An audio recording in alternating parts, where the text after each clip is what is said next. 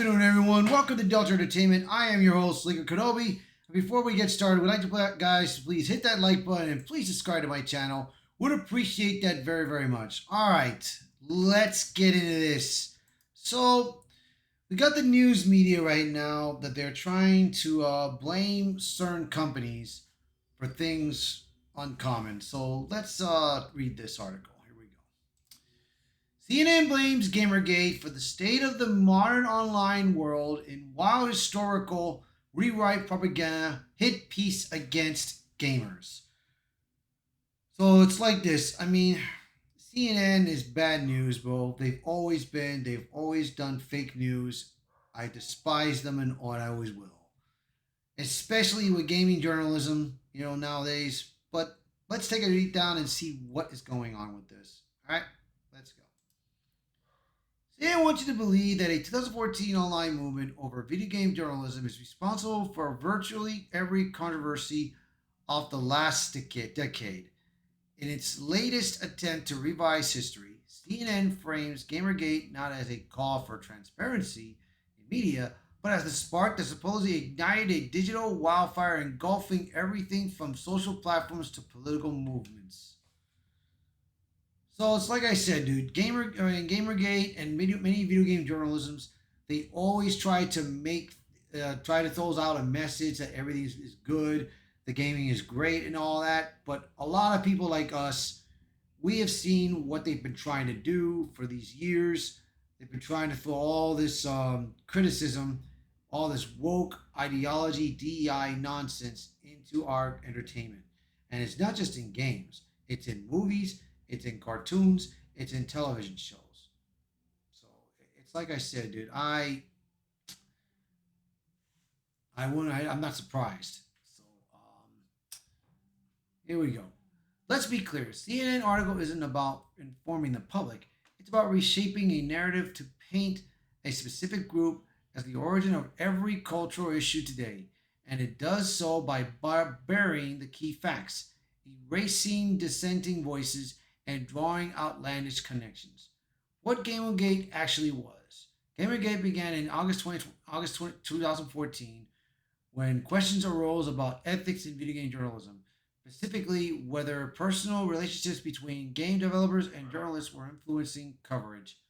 The catalyst was a blog post by a disgruntled ex-boyfriend of developer Zoe Quinn, which alleged an improper relationship with a Kotaku writer named Nathan Grayson.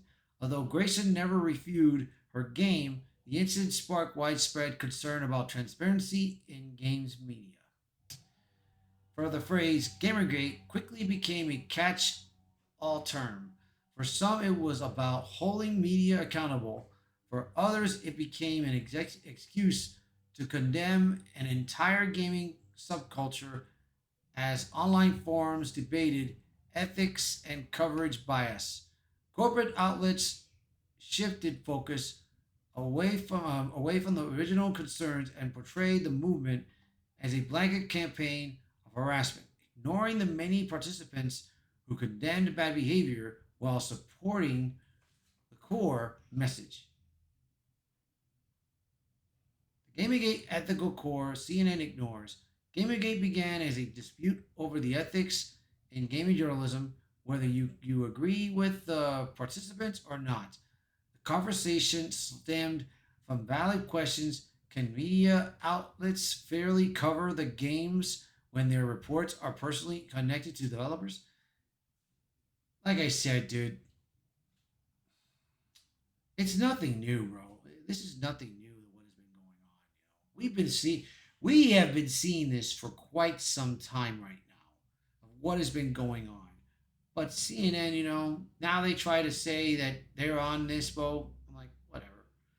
The question about transparency and disclosure was quickly drowned out by the media outlets eager to characterize the movement as something else entirely.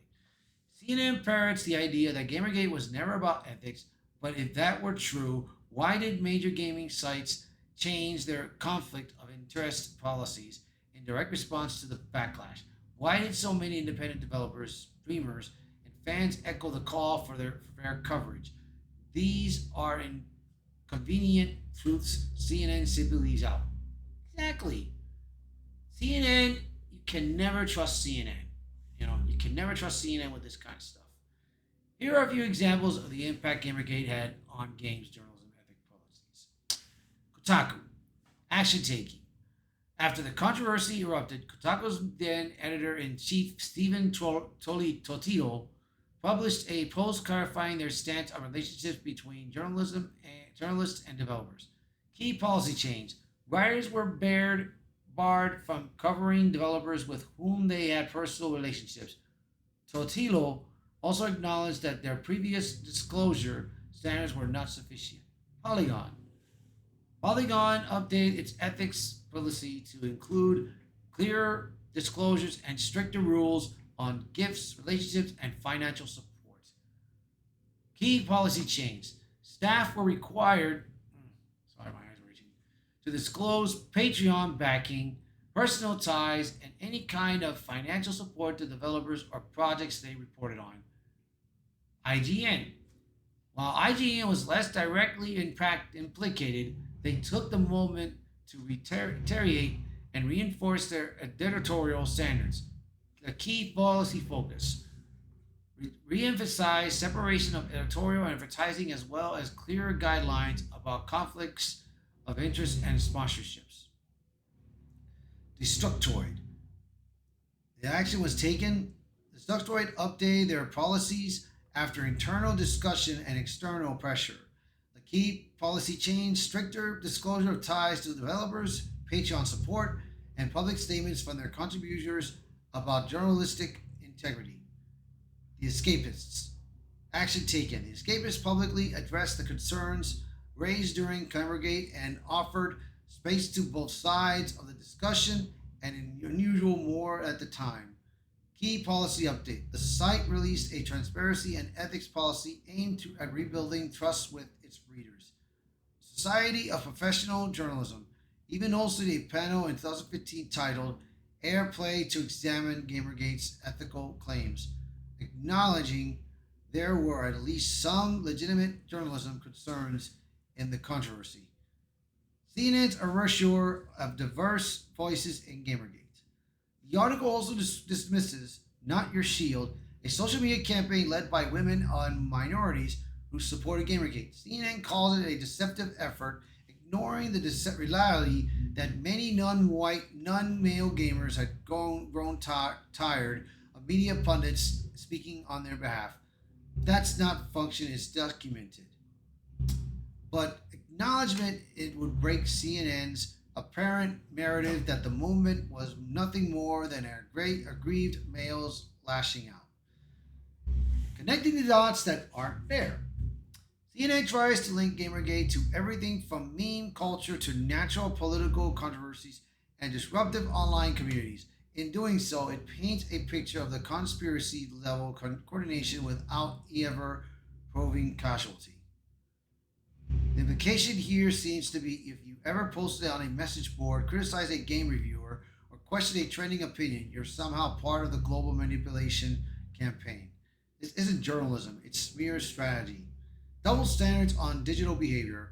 Let's not forget that the internet campaigns involving hashtags, anomalous coordination, and callouts are not unique to any one group. Online activists across the spectrum have used these tools for years. CNN celebrates these tactics when used for cash causes it supports. But when Gamergate employed them to demand accountability from powerful media outlets, it became a threat of democracy. The real legacy. Gamergate did not expose something significant, not a mass movement of digital troublemakers, but a mainstream media unwilling to self-examine. The movement criticisms about transparency, coverage bias, and ideological gatekeeping are still relevant today. If anything, CNN's attempt to erase and reframe those origins proves the point when corporate media outlets try to tie unrelated social trends back to a movement they misunderstood from the start. It reveals more about their own agenda than the people they're targeting. It's like I said, dude. I mean, it's just so bad, bro. That's what CNN is doing, bro. You never. That's why I would never trust CNN, bro. CNN is the worst news network out there, bro. And just to keep you guys informed, you cannot trust CNN, dude. You can't trust them nowadays, dude. Especially the whole medias, man. ABC, NBC, CBS, Fox is mediocre. You know, MSNBC. You cannot trust those networks, man. If you want to watch good networks, just go on to YouTube and look for people like me, Geeks and Gamers, Tyrone Magnus, Clownfish, you know, RK Outpost, Overlord DVD. Just look for any one of us, man, and look at their videos. Hell, you can even go to for real local news that you want to watch. Go to Real American Voice, Newsmax, Charlie Kirk, to Officer Tatum, the Hodgson twins, you know, Candace Owens, Forbes, Blaze, Sky News Australia, Right Side Broadcasting. Those are good those are good news networks to go watch. I recommend that for you guys. So that way you guys can pay attention to what is going on in our country right now. So thank you all for watching this video. I do appreciate it very much. So thank you for watching this video and thank you for being part of my channel. So please share this video, post a comment below, let me know your thoughts. Again, thank you all so much, and I'll be seeing you all until next time. Bye for now.